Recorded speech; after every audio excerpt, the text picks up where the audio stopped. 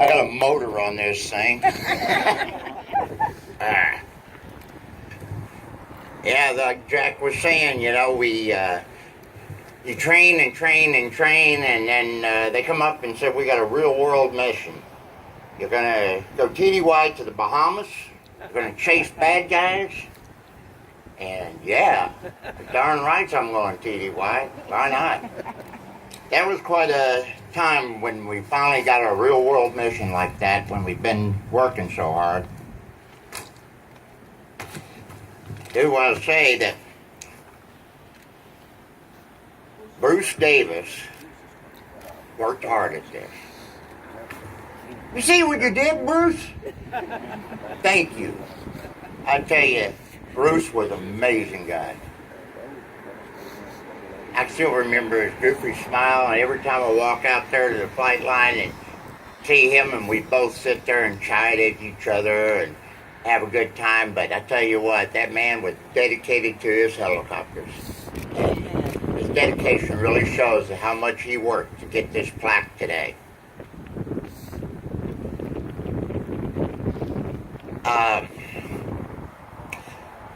Talk about my crew. Dyke Ed Archer, and Tom Hamby, along with Larry Carwell. He was a DEA agent, and Bahamian Strike Force policeman that we lost that night. We had 3 Bahamian policemen that did survive. That night I'll get to that in a minute. Ed and I had crewed together as a hard crew for many years. We both come in about 1976. He came in a little bit after I did. I was a supervisor. We were a hard crew, and we worked, our crew coordination, we would just work together so beautifully. We were such good friends. We spent a lot of time off duty. Dyke Whitbeck, our pilot, I'd known Dyke since he arrived when we were doing a little operation called J-Catch. J-Catch put the red in the scarf and the star on our patch. And that was a air-to-air, we were basically saying that the helicopter is a dangerous thing. It's a weapon of war. Tom Hamby. Tom was newer to the squadron. I know that he came from Little Rock, and he flew in models there, came to us. He loved to play the guitar. And I know that he told me about, he had actually acquired one of Jim Croce's guitars. It was really special to him. That night of 9 January, let me back up just a second. The night before, we got a call from the embassy that DC-3 had come up on radar and did a Mayday call and went back off radar just off of Providence Island. So we launched, and under the goggle, we went out and we started searching, and we never could find anything, so we went back, waited for sunup, and then we went back out. And we find this big oil slick. There's hundreds of bales of marijuana floating, and 3 guys in a yellow life raft in the middle pushing them all away like, no, this is ours. So they got them about, well, one of them happened to hit the windshield when they crashed into the water. So he had to go to the hospital, and I escorted him over to the ambulance, and I looked in that ambulance. I thought, God, what a nasty place. There's trash on the floor and stuff. Little did I know the following night I would be in that same ambulance. On the night of 9 January, we were returning from a drug bust. We had busted 4 Americans from Tampa with a DC-3 of pot. They knew we were on them, and they started dumping their load. They arrived at Grand Bahama, and we went in, and they were arrested. They took them in, and we walked in flight suits and everything. They thought, oh my God, the Air Force is here. We're going to the United States. Wrong. They weren't really happy. When we were returning that night, we were about 10 miles out from Nassau, and we had a master caution. We lost our electric fuel pumps.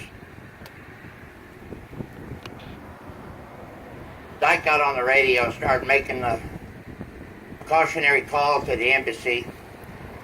We have mechanical pumps that were running, so we're good to go. At that time, Ed and I in the back, we started opening our side doors and pinning them back. About that time is when suddenly we lost our engines. Ed and I went for the life raft, and as soon as we both grabbed it, I pulled my hands off. That life raft was deployed. Dyke was making mayday calls. The life raft was found by two of the Bahamian policemen. I saw it one time when I reached the surface, and then the wind had taken it away. It was the middle of a storm that night. It was very rough. Sergeant Alfonso Ferguson of the Bahamian Strike Force Police was in the water with me. And we tied our life preservers together. The current of my back was broken in 4 places, and the current was washing the lower part of my body, causing extreme pain. But when I kept my back pointed towards the lights in Nassau, the current was less and not as painful. So Sergeant Ferguson kept me in the water with my back pointed towards the lights to help reduce the pain, and I made the radio calls to get the Coast Guard in. And we stayed together until the Coast Guard picked us up that night. I have many memories of the 20th. Punching ink pens in the ground up at Duke Field. And you're doing that with the skid of a Huey, and you only get to push the ink pen down about 3 inches. And it's coordination between one of the back enders and the pilot flying, and then it was the other 2 turn. It's quite a competition who has a good stick and could operate that Huey and only push an ink pen 3 inches into the ground. E&E training, escape and evasion training. It meant a keg of beer, electric generators, and a live band out in the woods. Don't burn the forest down. Another operation, J-Catch, 25 feet and below. We were going head-to-head with the Army Cobras and Loaches, with H3s and Hueys. We had all kinds of stuff on that helicopter. We had all these time code generators, video cameras, and all this equipment. And then the videotape revealed on one of the Cobra pilots his name on his chest. We were a little too close for comfort. Well, you can see it that well. It was quite an aggressive, but we did prove helicopters are a force to contend with. During J-Catch is when they put the red scarf. I forgot to bring it, but I still have one of the original stars from the red tablecloth that was cut up. And I won't say where the tablecloth came from. Other times we would play with combat controllers as aggressors on the ground out here in the woods, playing with our M16 or Gal 5s and blank ammunition, grenade simulators, and it was just a fun time for all of us to be able to do it.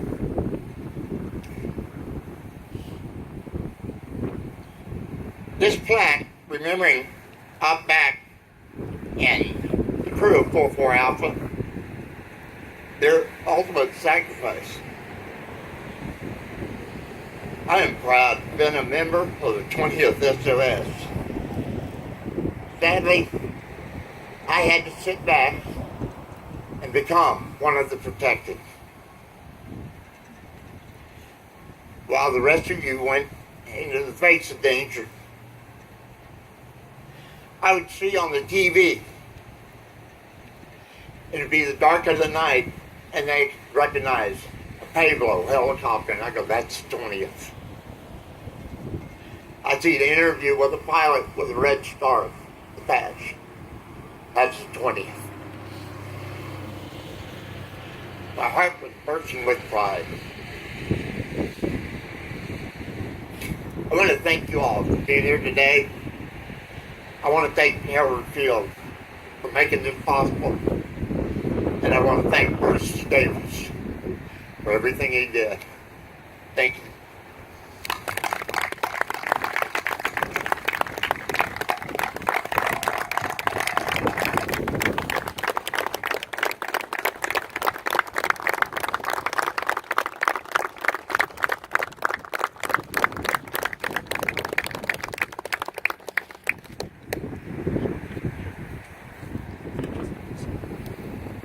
Thank you, Sergeant Carter.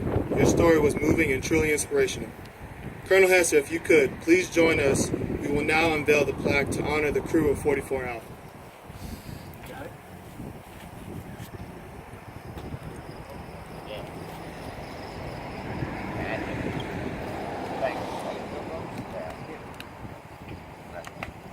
Since the Air Commandos established the Hurlburt Field Memorial Air Park on 4 July 1970, it has been dedicated to preserving and commemorating the deeds, sacrifices, and memories of all Air Commandos, past, present, and future.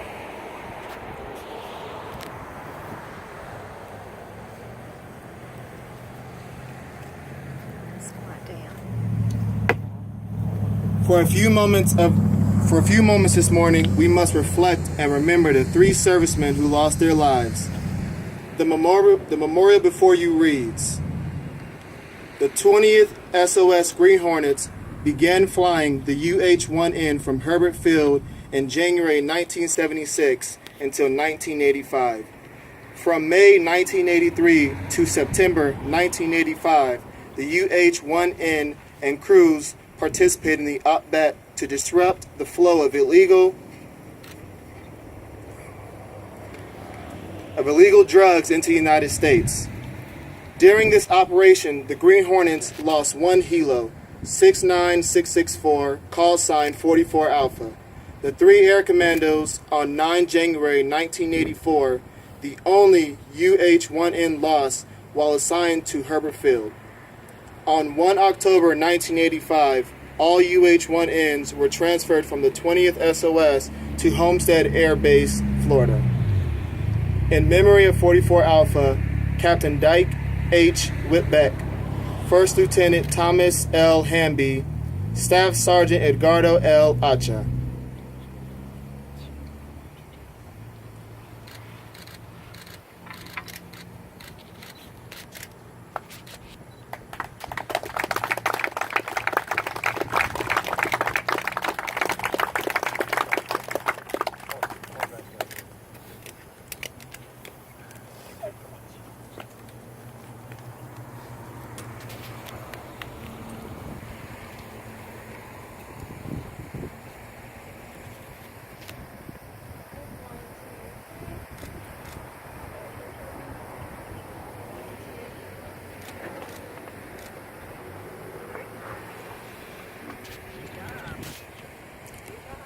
Ladies and gentlemen, please join me in a moment of silence for the lost crew of 44 Alpha.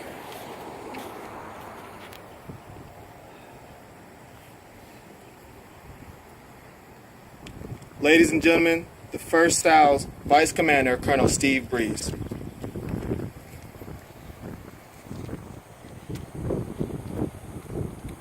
Some amazing stories.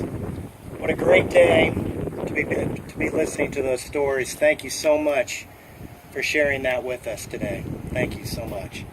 I want to thank Lieutenant Everson and her team for putting on this ceremony today. A lot of hard work goes into this, so I want to thank them. Moving rendition of the national anthem, as always. Thank you very much, Chaplain. Terrific words. Terrific words. Thank you so much for what you did. Narrator, thank you for everything you did today.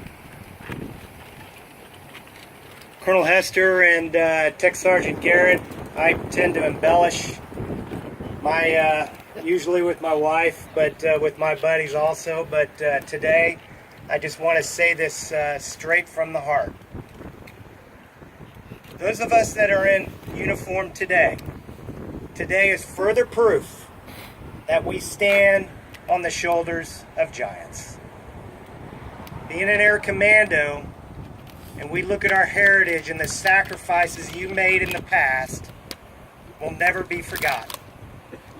To the families of those brave Americans that were lost that evening, you will forever remain in our hearts.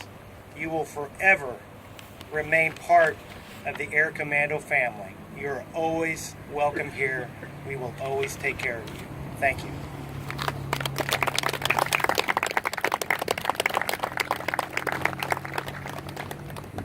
Thank you, Colonel Breeze. Ladies and gentlemen, this concludes our ceremony.